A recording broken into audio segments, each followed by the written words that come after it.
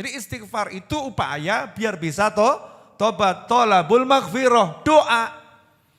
Istighfar itu doa, ya Allah tolong ampuni saya. Dan tidak sia-sia, Allah janjikan akan diampuni. Allah janjikan akan diberi.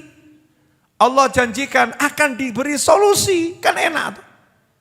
Makanya orang-orang soleh itu kalau dimintai solusi untuk masalah-masalah, gak pernah ngasih nasihat banyak-banyak. Ada orang datang, kalau zaman sekarang kan datang, Masya Allah, Ustadz, anak saya Ustadz, Masya Allah, susah diatur, berani sama orang tua, bla bla bla bla bla. Kita ini Ustadznya, kita ini sok pinter. Ya Bapak ini kalau jadi orang tua harus tahu cara nasihatin anak. Bapak harus berakhlak yang mulia sama anak. Tuh, tambah sindikan ini stres kok, aku sing disalahno ya. Stres. Kalau orang-orang dulu gak begitu. Datang satu orang ngeluhkan anak saya, suami saya, istri saya. Itu dikasih solusinya bukan nasihat. Tapi disuruh amal. Kamu istighfar 10.000 kali. Istighfari dosa-dosamu. Beres nanti urusan anak sama istrimu, sama suamimu. Beres. Karena tidak ada hal-hal yang hil-hil tadi itu. Yang ruwet-ruwet tadi itu. Kecuali karena kitanya punya sesuatu yang gak beres dengan Allah Subhanahu wa ta'ala. Wujud kita sehebat apapun kalau ada yang gak beres sama Allah ta'ala, maka Allah akan mengingatkan kita lewat makhluk-makhluknya yang lain. Makanya dikatakan siapa ngalami yang gak enak itu kan menghapus dosa. Lah apa pengen toh dosanya dihapus pakai kejeduk tembok 200 kali. Na'udzubillah min dzalik. Apa ya pengen dosanya itu dihapus dengan diomeli istri tiap hari. Apa ya pengen dosanya dihapus dengan diperenguti suami setiap pagi. Kan yang gak enak. Kan ya enak toh pagi kok lihat suami mesem ya. Pulang kantor lihat istri kok nyiapkan teh sama senyum. Itu kan nikmatnya luar biasa. Ketemu anaknya apa? Ayah ngerangkul kan penak. Bukan anak dipanggil nak. Siapa kamu? Tak kenal. Loro hati itu ya. Sakit ya. Na'udzubillah min dzalik. Lah gimana caranya biar bisa seperti itu? Caranya jangan suka nyalahin orang lain. Jangan suka menyalahkan keadaan. Kadang-kadang itu Masya Allah. Ini ekonomi ruwet. Makanya rezeki saya seret. Orang urusan nih. Semut itu enggak pernah urusan sama ekonomi. Ada itu. Dunia semut mengalami kegagalan sistem ekonomi. Orang enggak ada kan. Semut tuh hidup dimanapun kok bisa dapat rezeki. Betul atau betul? Mau awakmu kalah mbak semut. Kenapa kok kita nggak bisa jadi seperti semut? Sebetulnya bisa, semut taat kok, nggak ruwet. Taat sama Allah Ta'ala, semut nggak pernah nyalahin orang lain, nggak pernah nyalahkan keadaan. Dia jalani kehidupan sesuai perintahnya Allah Ta'ala, ya hidupnya enak. Makanya kalau kita pengen selesai masalah kita apapun, jangan nyalahin orang, nyalahin sana, nyalahin keadaan. Enggak. Semua yang ada di sekitar kita ini Allah kasih untuk mengingatkan kita. Allah kasih untuk membersihkan kita. Allah kasih untuk naikkan derajat kita. Nah kalau kita pengen yang enak, ya gampang caranya. Biar kamu gak ngalamin yang itu, maka bereskan dirimu sendiri, selesai. Makanya para wali itu sampai bisa tahu, wah ini kok kuda saya mogok ini ya.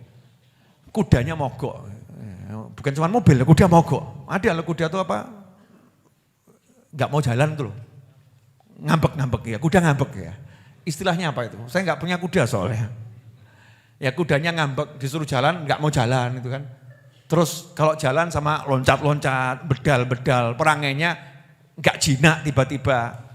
Itu para wali ngomong, saya tahu ini sebabnya karena apa? Karena tadi ada zikir saya yang belum saya baca, lupa belum kebaca. Jadi enggak nyalakan kudanya, kuda kamu kurang ajar kok ngambek kamu ya. Enggak, langsung ngecek dirinya. Awakku ki sing salah apa? Apa yang salah? Oh, biasanya saya baca Yasin jam sekian. Ini Yasin belum saya baca. Oh, saya biasanya sedekah begini. Hari ini saya enggak sedekah. Jadi yang dipikir tuh itu orang-orang soleh. Lah kita ini sudah banyak salah, enggak mikir salah. Bojo ngamuk, wedok kayak ngono. As, jolke. Ngaco gitu kan ya. Suaminya galak. Orang kok temperamen begitu. Tidak seperti Habib Novel, murah senyum. Wah, tambah ngamuk gitu ya. Banding-bandingkan gitu. Terus mulai mikir, ya miliknya orang lain ya dibegitukan gitu. Naudzubillah min dzalik. Sebetulnya kan simple. Kenapa suamimu marah-marah? Jawabannya adalah karena kamu punya salah sama Allah Subhanahu wa ta'ala. Kenapa istrimu marah-marah? Jawabannya adalah karena kamu punya salah sama Allah Subhanahu wa ta'ala. Gimana caranya biar suami enggak marah, istri enggak marah, anak juga bisa diatur enak? Jawabannya jangan buat masalah sama Allah ta'ala. Selesai. Nah, masalahnya ini kita sama Allah buat masalah terus. Nah, yang kurang ajarnya sudah buat masalah, merasa enggak bersalah kan dablek gitu ya. Wongnya ya teko.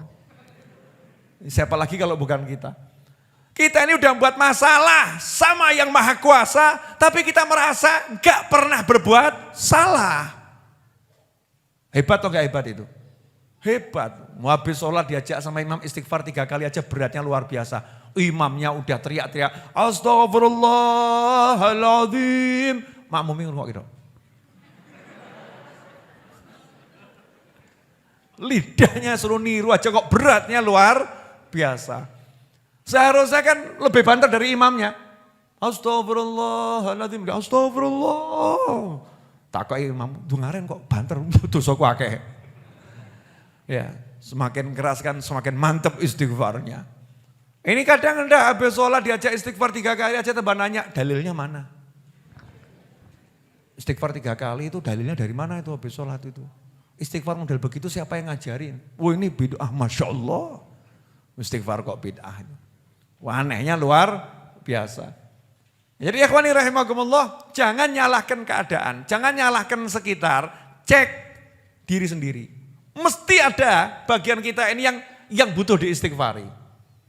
Coba hari ini sudah, mata kita ini tadi dari mulai pagi sampai malam ini kira-kira butuh diistighfar enggak matanya? Butuh ya? Ngaku alhamdulillah tuh ya sadar. Hati kita hati-hati, coba dicek. Ada enggak tadi iri, dengki yang enggak sengaja tiba-tiba muncul iri, dengki, ya, merasa benci, dendam, marah sama orang, ada enggak itu? Ya, mulut kita nih enggak sengaja ngobrol sama temen gitu ya. Kemudian ikut andil ghibah, ngerasani, gunjing orang. Bahkan jelek-jelekkan orang tanpa kita sadari. Tangan kita nih di handphone yang cilik tuh handphone tuh Masya Allah. Tapi kita nggak sadar ngirim pesan-pesan yang di situ ada hal-hal yang diharamkan sama Allah Subhanahu wa ta'ala. Yang bisnis, Masya Allah, jual barang di platform-platform online itu 100% asli, padahal ya gak asli. Masih seperti baru, padahal bekas. Ya masih seperti baru, itu definisinya gimana masih seperti baru itu? Susah atau ya? Nah ini kadang kayak sumpah urung tahu nabrak, tapi ditabrak. Sumpah niatnya ini sumpahnya bohongin orang. Sumpah ini mobil ini belum pernah nabrak, betul tapi ditabrak. Kurang ajar atau enggak kurang ajar itu? Dustain orang gitu. Ini perlu diistighfari. Jadi kita kalau mau selesai masalah kita, enggak usah ruwet-ruwet, duduk istighfar. Duduk istighfar. Nah berapa kali istighfar itu? Diajari oleh Nabi Muhammad SAW. Siapa yang pagi istighfar 70 kali, malam istighfar 70 kali, maka dia tidak akan dicatat dalam kelompok manusia yang pandai berdusta, dan tidak dicatat dalam kelompok manusia yang lalai. Gampang ya? Pagi 70, malam 70. Istighfarnya modelnya bagaimana? Sakarepmu. Nah kita ini kan minad du'afa, orang-orang lemah. Biasanya kan cari paket hemat ya. Beb, istighfar yang paling hemat aja Beb ya. Cepat, ringkas. Nah istighfar yang paling cepat tolabul maghfirah itu ucapan astaghfirullah. Atau rabbighfirli. Atau Allahumma ghfirli. Itu ucapan istighfar. Jadi kalau kita bilang astagfirullah, astagfirullah, astagfirullah 70 kali. Pagi itu mulai dari pagi sampai maghrib. Terserah mau dibacanya jam berapa. Ya. Malam itu mulai maghrib. Ya. Sampai subuh, terserah mau dibacanya kapan. Ambil waktu, ya bagusnya misalnya mau tidur. Mau tidur itu kan ya untuk, ya dari mulai maghrib sampai mau tidur itu kan ya dosanya banyak. Pagi sama sore, kan diakai lu HP. Pagi dibaca, sore dibaca, maghrib dibaca, itu kan sudah sore menerangkut maghrib, mau tidur dibaca 70 kali. Kalau itu kita lakukan, istiqomah tiap hari, selesai masalah. Apalagi kita nambahin, sadar dosanya banyak. Niat, Habib, Yai, Ustadz, pokoknya tiap hari saya mau sholawat 1000 kali, istighfar 1000 kali, tahlil 1000 kali. Wah jos itu, luar biasa. Tekun saja, praktekkan. Gak usah banyak teori, nasihat A, nasihat B. Solusinya bagaimana? Solusinya itu Allah yang ngasih. Saya gak bisa ngasih. Gimana nasihat Habib? Aku reso nasihati. Nasihat itu dari Allah dan Rasulnya. Makanya saya selalu ngomong tidak terima curhat. Betul ya? Betul kan? Karena saya gak bisa nasihati. Saya gak bisa ngasih solusi. Yang bisa ngasih solusi Allah Subhanahu wa ta'ala. Yang bisa nasehatin Allah Subhanahu wa ta'ala dan baginda Muhammad SAW. Dan sudah dinasehatin sama Allah dan Rasulullah SAW. Dan sudah dijanjikan solusinya, tinggal diamalkan. Jadi sebetulnya mudah atau susah? Mudah. Lah yang buat